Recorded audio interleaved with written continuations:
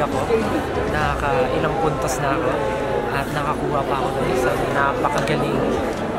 Sobrang rare na gem. Kung tutuusin, nakuha ko ang Imperial Duos. Grabe.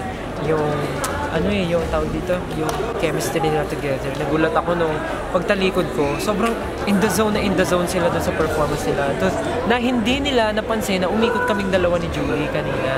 Napansin lang nila, yung end na ng mismong performance, after nila mag-hold hands ng mom niya, doon lang nila napansin na may umikot na chair sa kanila. Ibig sabihin, in the zone sila, wala silang pakialam kung may ikot sa kanila o wala. Basta nag-perform sila and happy sila. Doon ako, nagulat ako doon sa part na yun. Kaya happy ako na nakuha ko sila. Yung nag-whistle, grabe nagulat ako. Hindi ko na malaya na siya yung nag-whistle kasi sobrang kampante niya, relax siya, pero siya pala yung nag-whistle. Grabe, lupet! Solid.